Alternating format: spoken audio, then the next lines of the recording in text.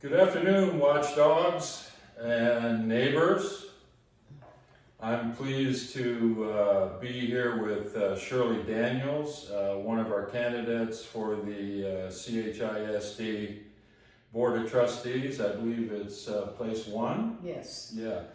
This seat is becoming vacant upon the retirement from the board of Gail Sims, who I understand has been on the board for quite a long time.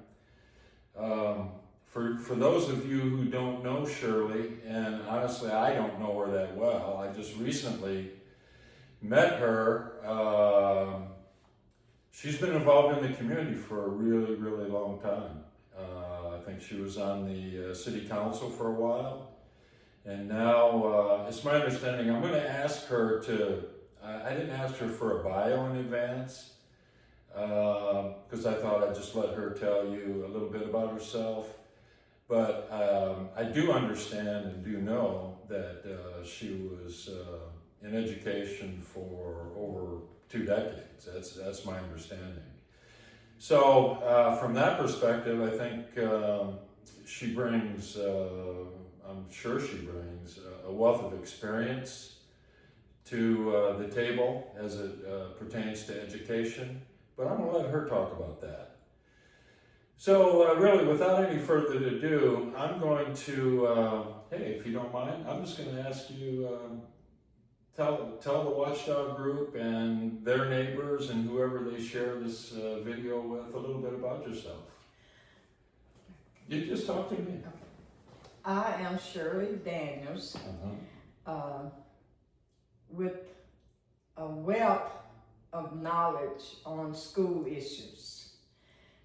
As I started the first day that my son, my oldest son, who is 53, the first day that he went to school, I walked into the schools. And I have 8 children, and I didn't leave until the last one graduated. Oh, I thought I was going to leave. But I had been so dedicated to the cause of helping schools, helping budget schools, even working on the PTA Council of Dallas School District, until it just became part of my life. Being able to see students succeed in life, being able to train parents how to work with their students at home. We formed the Selena Butler Institute, which is a training organization for parents, because many of our parents don't know how to go about asking questions about their students at school, how to communicate, what to look for from the principals. Because I've seen, during my tenure, I've seen parents being rejected at the schools. They didn't want the parents up there. So we had to train the parents that your child is their commodity. Is that here in CHISD? No, this is not Cedar Hill. This was in Dallas. Oh, I got you. I started my career in Dallas. Got you. And I moved here in Cedar Hill and brought my career with me. Got you. Okay. So we had to train parents how to become advocates for their children, how to go and learn what the school district needed to have been doing and teaching their children. So it was a very successful program for parents. Therefore, in working through the district of Dallas, I'm starting with Dallas, that's where I got my start from, we were able to get the tax test release. That was a state mandate. But when they were given the test at that time, they were not showing the students what the test makeup was. So by me serving on the PTA Council, we always had interactions with our legislatures, and we filed a lawsuit with the State Board of Education that they would release the tax tests so the teachers and the school districts could practice on the tests that they had taken in the past. So my name is on that lawsuit. Oh, really? I didn't know Yes. So the tax test, when it was released, I had a backlash on some of the principals who didn't want me to give that test out to the students because they didn't know it was released. The State Board of Education released the tax test, but the district didn't know it was released. So we parents formed a group because at that time, if some of y'all are listening, you may remember students that were failing the test, they were wanted to commit suicide because they weren't graduating. They couldn't march across the stage if they hadn't passed that test. So we had to talk with the students and encourage them. Don't do anything stupid to yourself. I mean, it was a movement that was going on during that time that so many students was failing the tax test and they weren't graduating. So it was just, it was chaotic at the high schools. So when we filed that lawsuit, we were able to get copies of the test. So parents and I believe in involving your parents because we had taught them prior to that. We brought the test home to Dallas and we made copies of the test and to give to those students that had not passed. They could retake the test and pass and graduate. So we had at Kimball, I'm gonna mention that school, there was about 50 students who had not passed that test. We stood outside of the building because they wouldn't let us inside the building because they said, they'll shut us down. We're not supposed to. You haven't heard, you haven't got the message. You can use this test as practice. So we didn't argue with them. We just told the students, find those students that have not passed that test and tell them to meet us outside. We gave that practice test to those students, and we also had a tutoring session for those students. During that course of time that we started giving that test out and practicing with the students, at the end of a year, we only had 5 students that didn't graduate. Wow, nice. So it started spreading over the district. So we were going to different schools asking the counselors how many students you got haven't graduated. Could you call them in and tell them that we'll meet them on the outside and give them a test so they can practice this test. So the superintendent of the area, they called us in. What are you all doing? You haven't heard? The state just released the test. He said, let me call. When he called, he found out. He said, Miss Daniels, help yourself. You can go to any one of my schools and give this test out. So that broke up the anxiety of these students who didn't know what was going to be on the test. They were able to practice, and that movement of anxiety was over. That's awesome.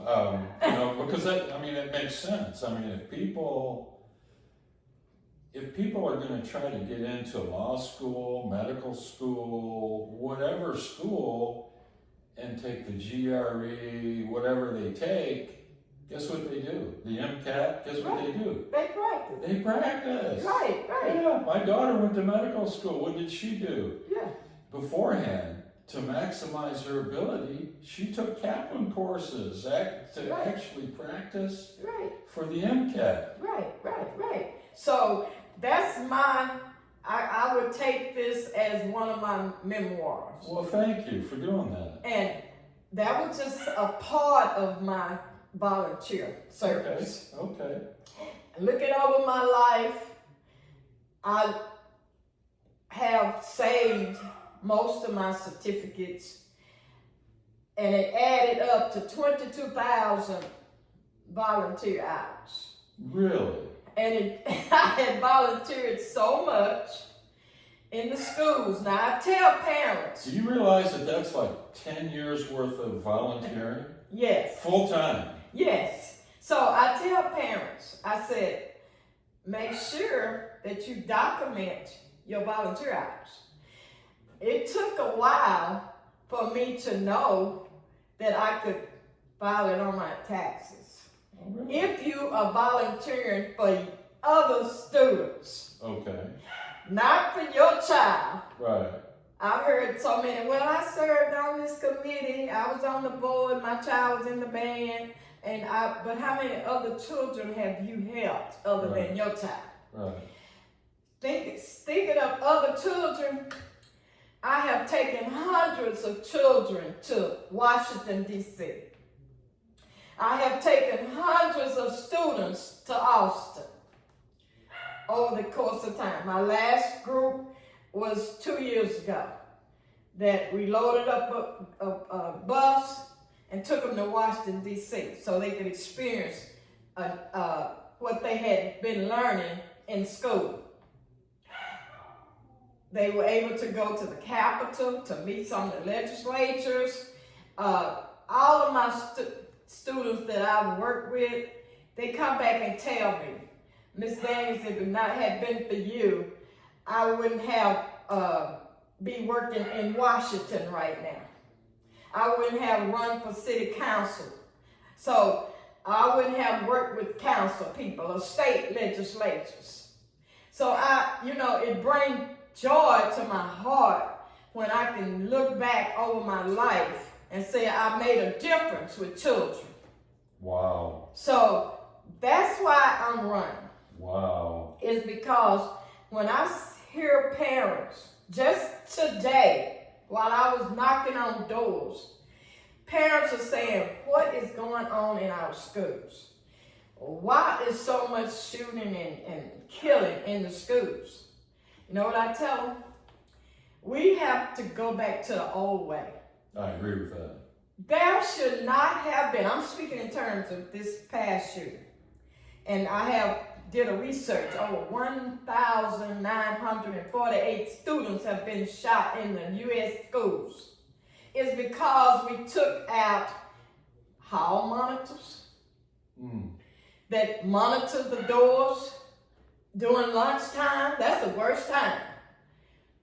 There should be hall monitors in every school. Well, let me just stop you right there, because it's my understanding that in the recent past, and you correct me if I'm wrong, one or more of the bathrooms at the Cedar Hill High School got torn up by the students to such a degree that they actually locked the doors, and students were limited, and if they had to go to the bathroom, where did they go? I know. Is that true? Yes. I have it on my camera, the picture of it. And I had some discussions with some of the administrators. Where was the personnel when they were vandalizing the bathroom? So one of the administrators told me, they even take the sinks off the wall. What? What? I said, I just had my kitchen redone, and it was so noisy. I said, y'all couldn't hear them vandalizing and taking sinks off the... The kids are taking the sinks off That's the what wall? I was told. I have it on my phone. Wow. So, what I'm saying to Cedar Hill, that should not be. You have money in the security budget that you could hire hall monitors. But why don't the teachers rotate as hall monitors? That's what we used to do. I remember. The resources are already there. I know. We used to have to do hall duty. Each teacher had to do hall duty in the hallway. But if you needed to, you could have monitors. I heard they don't even have hall monitors. You could pay a small amount, with $20 an hour, and have people on that hallway to monitor those halls. Yeah, well, let's get more practical on Okay. that from a student perspective. Okay? If I'm a student and I am trying to learn in an environment that's that disruptive and to an extent where I don't even have a bathroom that I can go to, it's my understanding, and I know this to be a fact, the Cedar Hill High School has an attendance problem. Why is that? Well, if I'm a student, excuse me a second, if I'm a student, do I want to go to school if I'm going to feel unsafe? I would. Do I want to go to school if I don't even have a place to go to the bathroom? I know. So, I mean, the attendance even impacts how the money that the school gets from the state. That's right. So this is not just one thing. It's a ripple effect. And at the bottom of it all is the student. If I'm a student, do I want to go where I feel threatened? Do I want to go into a bathroom where I'm worried about being attacked? Right. Because no administrators around to even help if somebody's attacking you. I wouldn't, and I fought those parents for that. I really do. It's no way that I would allow the staff, the superintendent, the principal, to do such thing. See, we used to sit down with the principal, the superintendents, and budget how much we gonna spend on this. Why? And parents would ask, why we don't have money for this? Let's move this money from here to there. We used to move money around so our kids could be safe, first of all. Right. For things that would suffice the children. Right. And if I had a child at high school and I had grandchildren there, none of this happened during their tenure up there. Okay. None of this. Ceiling falling down, oh no. None of this would be taking place. People not monitoring the halls, no. So let's get to the bottom line of what this group, the Cedar Hill Watchdog Group, is all about. We want to see our kids functioning academically at their grade level. Yes. And I've done multiple deep dives into the data. There's nobody that can convince me otherwise or try to spin it. Currently, the vast majority of our kids are not functioning at their grade level. It seems to me that the focus is on just about everything else but academics, sports, fine arts, whatever. I go to a number of board meetings, I go to wherever I go, I hear talk about everything but academics. Right. The schools were initiated for academics. That's right. Okay, so I want to see the kids succeeding in life, and unless they can function at their grade level in reading, math, and arithmetic, and writing, Yes. you can graduate 100%, but when they hit the streets as an adult, what are they going to do? They're going to fail. Right. So, what is your assessment of Cedar Hill when it comes to academics, and kind of what is your vision for if you were a board member? What are some of the things that you would recommend, or I mean, what would you bring to the table in helping us try to turn that around?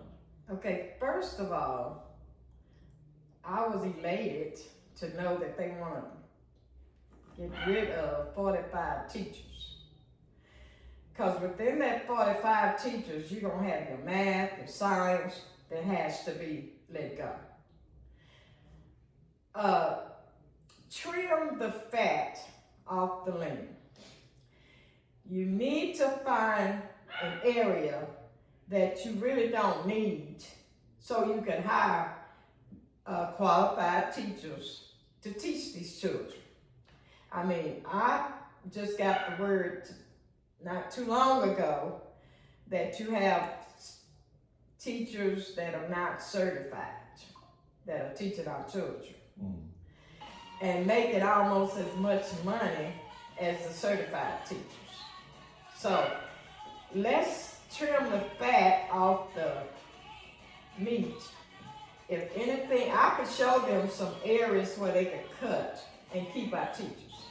That's what I plan to do when I get on the board. Okay. Show some areas. Let's, for instance, the training center.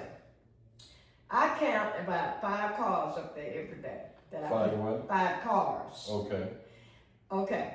That means that we could close, because lights, gas, and all this expenses could be closed.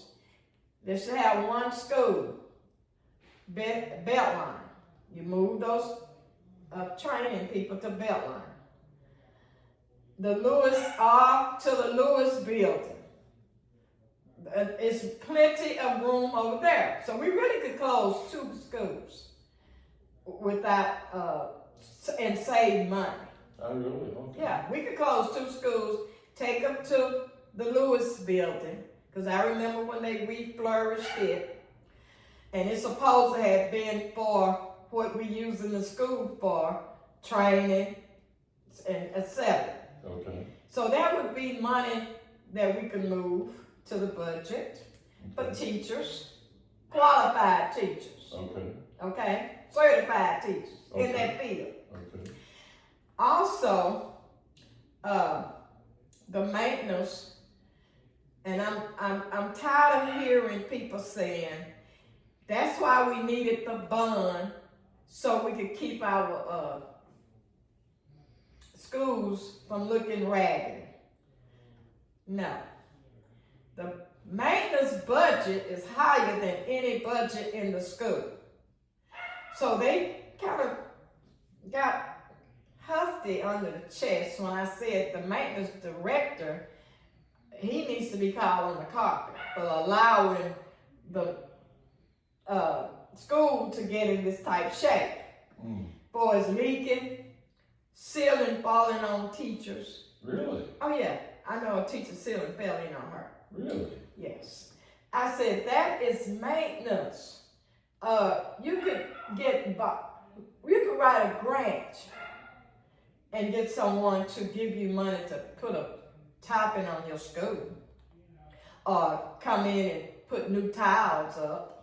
You could write a grant for that. And that's another issue. Where is our grant writers when we have problems in the schools like that? People are willing to give money to you to keep your school up to date. And I wouldn't even want my child to go to a school with the ceiling falling on him. No. Not at all. Because, first of all, a child cannot function in a ragged school. I mean, who has ragged schools anymore?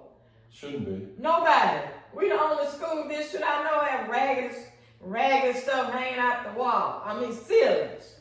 You know what? I did not know that. I mean, I will have to confess, I have not really taken the time to go in the schools and assess the infrastructure. So what you're telling me is news. I mean, who does that? I mean, this reminds you in the 40s maybe when they had the one-room Okay, school. so we've got kids in the schools that are tearing up the schools. That's what they say, they tearing them up. I'm wondering if it's not old rained in there and the ceiling falling out. Okay. They say the kids are tearing it up. But and guess what I told them, Roger? I said, if a kid can demolish a school like that, they gotta have some type of tool. I said, so that's gotta be a weapon, right? Oh no. How a kid gonna take a sink off the wall without having some type of instrument to get the sink off the wall? They could jump on it or something, I suppose. It puzzles me. How they gonna tear the ceiling out? The ceiling is higher than yours, about the high as yours. What, did they take a ladder in there? What? those are the questions those parents need to ask. So are these kids bringing sledgehammers to school to tap the ceiling? Is something going on? Okay, so you would trim the fat, Yes. and you would look at the maintenance budget Right. and how it's being used. And then add security measures. Security measures. Yes. And I have been, every board member that have been on that board since I moved to Cedar Hill would tell you, I have been asking them to do metal detectors at first. Now I'm asking for the envelope. The metal detectors, the kids will tell if a child bring a weapon to school. We don't want our kids to feel like they're in prison. But, so now we got a new device. It's called the ENVIO. It's where you can get people to money. Take about 6 people. You can put them at every door. Mansfield has them. And all they have to do is monitor the computer when anybody come through with a gun, a knife, or whatever. So kind of like at the airport where Yes. you just walk through and Yes. go pick it up. Yes. And it's not that expensive. Okay. So I want Cedar Hill to invest from your security budget, invest in those, instead of hiring new police officers, because I tell people all the time, they laugh at me. I said, when do we call the police? When something happened. I said, they're not there at all times. So investing in more police officers is not the answer. We need to be reactive instead of proactive. Yeah, it's my understanding that the district is running like a $7 million Yes. deficit? Yes. How did that happen? I mean, what do we do about that? That's what I want to look into. How did we get in the deficit of $7 million? Okay, the bond money, a lot of people don't understand how that works. I wanted to explain. Okay. It takes time to sell bonds, okay. But where is the monies that you haven't been fixing the schools up in the past, so you should have money in that budget. You haven't you just started hiring police officers, and you didn't suppose to have enough of those on staff. So where's that money? Because the state gave X amount of dollars to have police officers. Well, but let me tell you, the kicker was, I looked at my computer one day and I saw where hiring police security staff, GED, $75,000 and up per year. What? GED student, no college experience. That seems like a bit much. I know. I had to reread it to make sure I was reading the right thing, right? You could have a GED or you could have college courses. No, you need college courses to be a security officer at one of my schools. Sounds like we need to raise our standards a little bit. We got to. I mean, it's terrible. It's terrible. And I want the board to realize, and when I get on there, they will realize. The superintendent works for us, the board. We don't try to please him. He needs to please us as a board group. And you don't come to the board meeting and tell the board members the same time that the community hears. You should have briefings before the board meeting, so you would know what's coming down, what their suggestion from the budget committee would be. And if you notice, when they dropped that bomb on them about the $7 million in debt, gotta lay off 45 teachers, it's like they were just as shocked as we were. That's hard to get my mind around. So, no, and see, the reason I say you need briefings, because at that moment when you have your briefings, the budget committee will let you know what their plans are. Then the school board trustees can say, let's work through this first. Well, I've noticed just from my casual observation, without even looking at the papers, that the board may not be able to trust the information they're getting from the finance people. Right. Because I've even heard Dr. Singleton, as one, bring up the issue. It's like, well, you told us this here, and right. now you're telling us this here. Right. Which one is it? Right. But if they had briefings prior to, then they would have known. So we're kind of in a pickle right now. They got a $7 million deficit. That's what they're saying. Yes. Like you say, you never know. You never know. Because their figures is different. That's what. Well, all I know is that one of the meetings they broached the issue of closing the school. Right. Oh yes.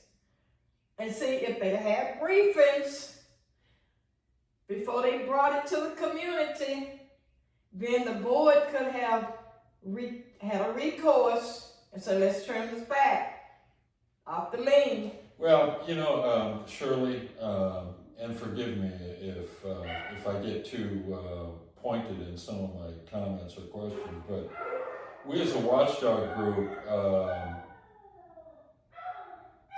and I've said this on many of my posts, the success of an organization ultimately rises and falls on the leadership. That's right. And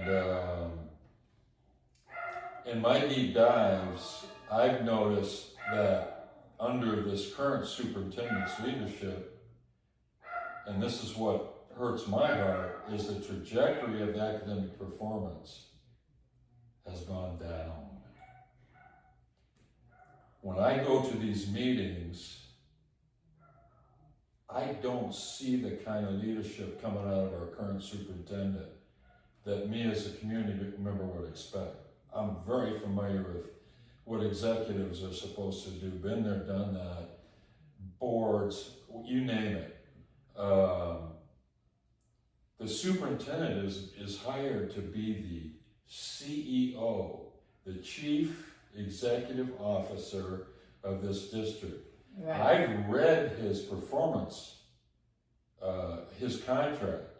In the contract it says, this is almost verbatim, the superintendent's performance is equal to the district's performance. So, if that's true, what I'm observing, academic performance is going down. Mm-hmm. We're in a $7 million deficit. Yeah. And then the board just renewed his contract and gave him a $10,000 increase. I know. Somehow, I can't connect those dots in my brain. I know. I can't either. I'm having a hard time trying to figure that one out. So I have to be blunt with you. I don't know. I'm not asking you to make your position known one way or another. But I'm telling you, as a community, as a group, as an individual, we don't see. I appreciate what Dr. Denise Roach Davis is doing in involving the community now. I know it's probably costing them money, but I appreciate the fact, because there's a leadership void, of her contracting with a consultant to help guide them along the process. I appreciate that. I see that she sees the problem and really wants to do something about it, and I am hopeful that the 25-26 district improvement plan will be a meaningful one. But I gotta be honest with you, I'm very apprehensive that the community and the board's gonna put in all of this work, but then who's gonna drive it? Right, that's the point. Who's gonna drive it? Who's gonna drive it? Yes. So, just, you don't even have to comment on that, but we are very, I just need you to know as a potential board member, we're very concerned about that. And that's why I made the comment that the superintendent, you are his boss. Amen. He's not yours. Right. He don't come in and tell the board what he's going to do and his staff said Right. what they, no, you are the board. Amen. And you give him directions. And if he can't follow them, then you find somebody who can. Yes, I agree with that. Right. So I don't want to box you in on that issue, but I just want to make it clear to you where we stand on that. On the academics, because that's really what we're focusing in, right. is the academics. Until we see numbers that tell us that the kids are functioning at their grade level, we're not going to be happy. So, what else can we do? I've given some suggestions, but what else can we do to really focus some resources on helping these kids? You talked about in Dallas where you called the kids out, you tutored them, you gave them the practice test and all.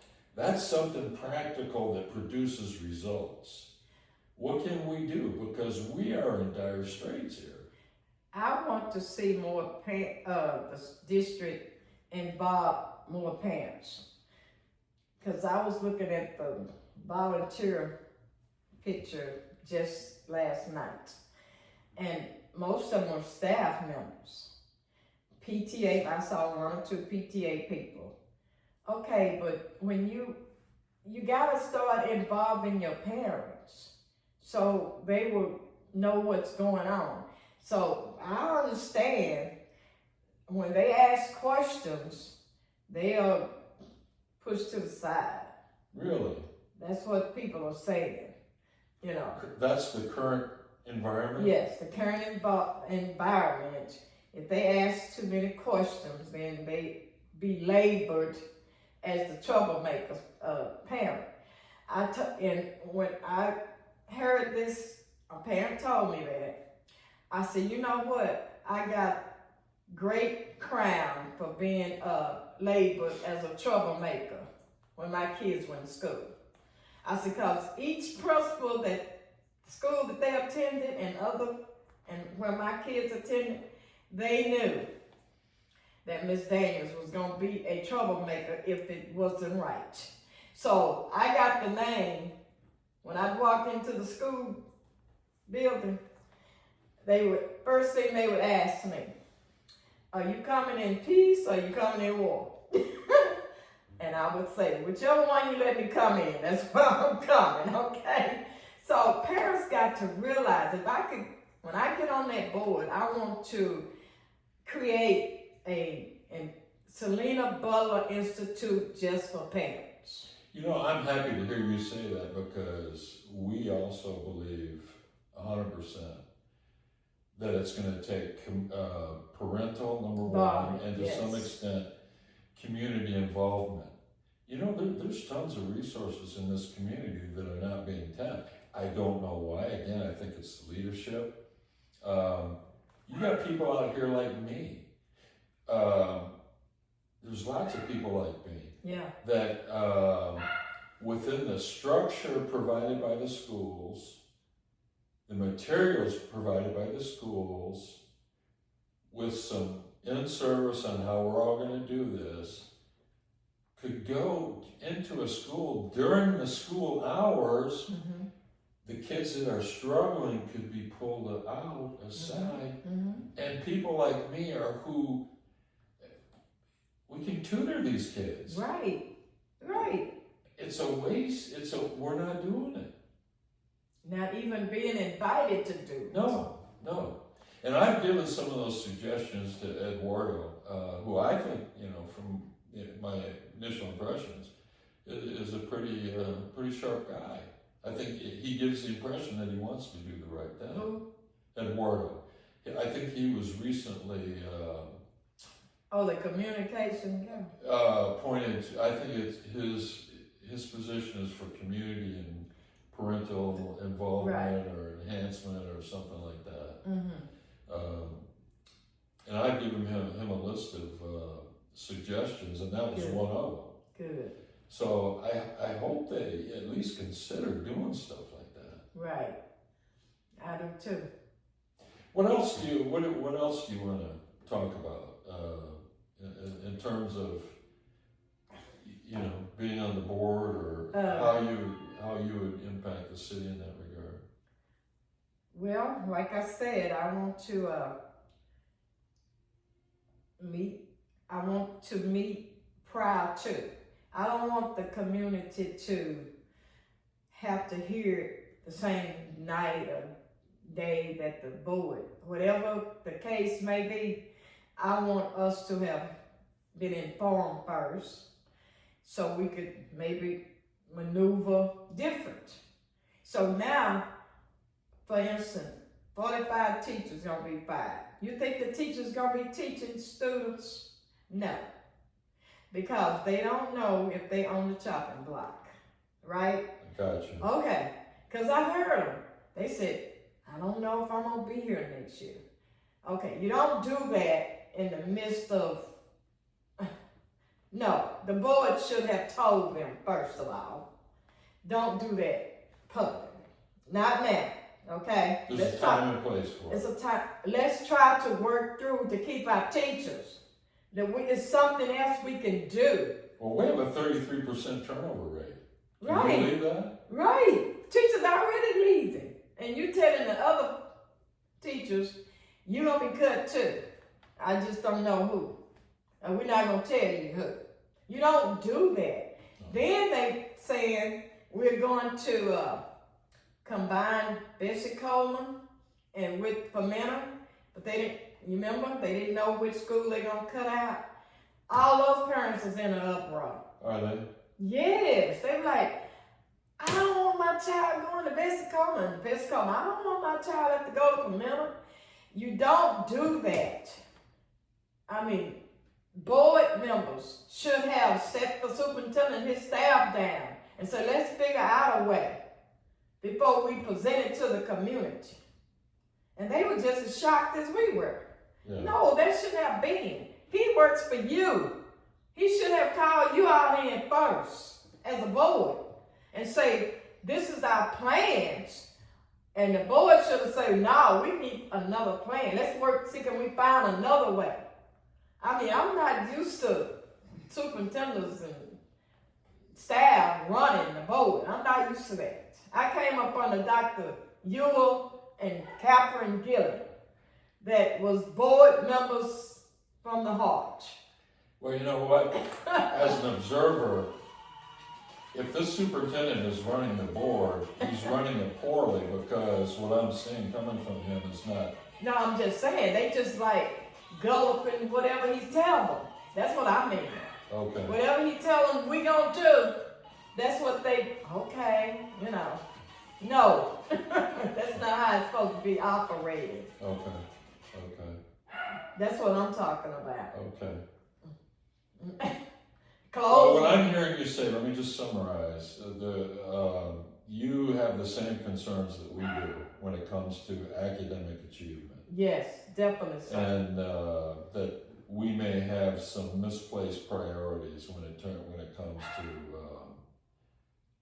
elevating academic achievement to the top, rather than being relegated further down the hierarchy.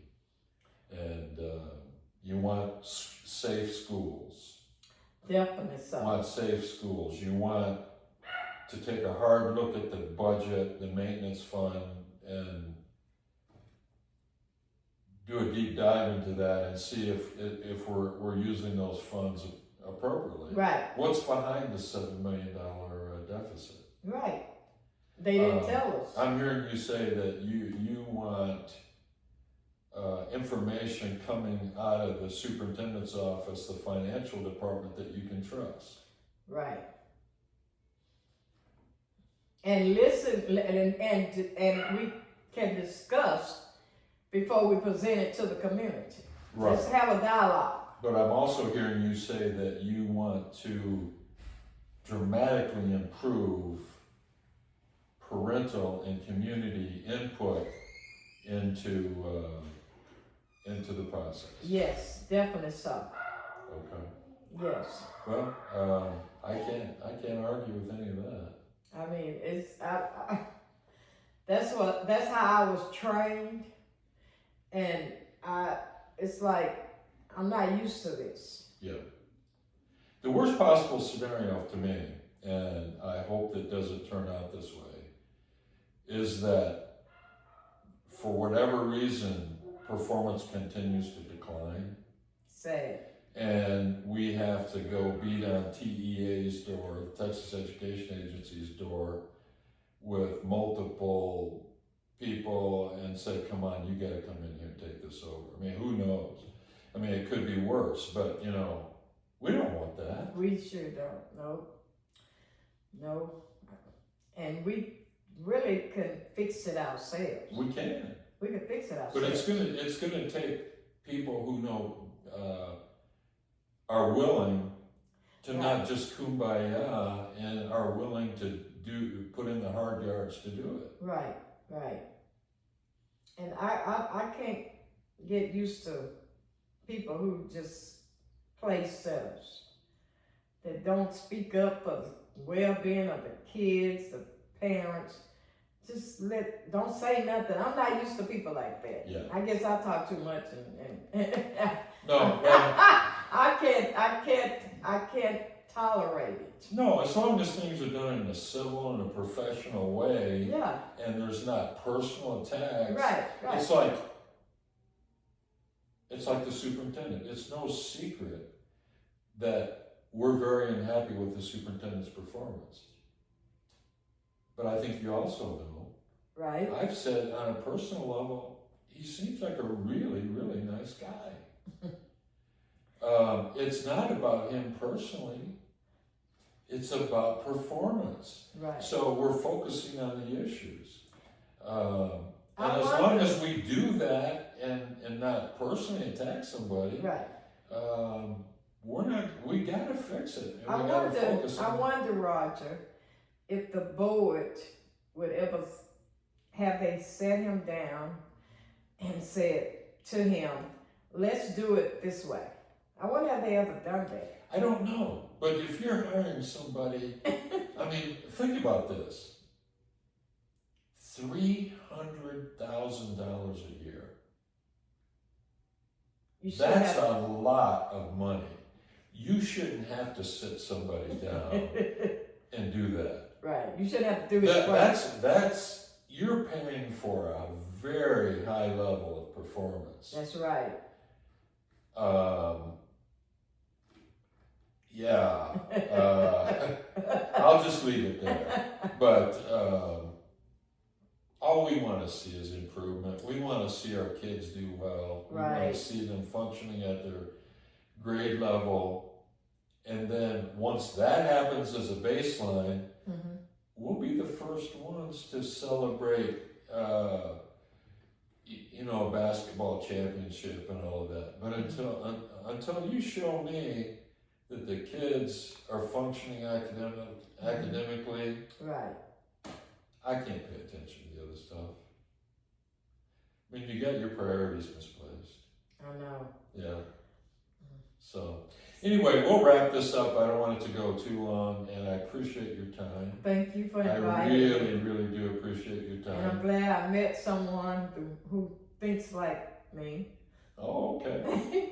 And we have Not too many people would say that to me, but well, you have to Shirley there. but the more the people, what I'm finding is once people get to know me, right, it's all about the heart and we had the something. motivation. We have something in common, you all.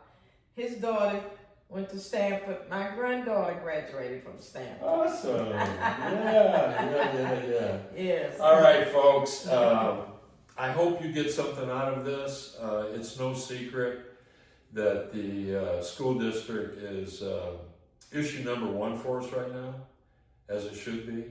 It literally impacts the city almost Yes. more than anything else. It impacts economic development, impacts, I mean, I could go on and on. You know what I'm talking about. So, Shirley's running for the school board. You heard her positions. Hopefully this gives you some feel for who she is. And if you like what you've heard, early elections start April 22nd. And then it's my understanding the official election day is May 3rd. So we'll leave it there. You folks have a nice day, and we'll be talking to you again. Anything last word? Shirley Daniels, place 1, number 1 on the ballot. Okay. Thank you. Have a great day. Take care, folks.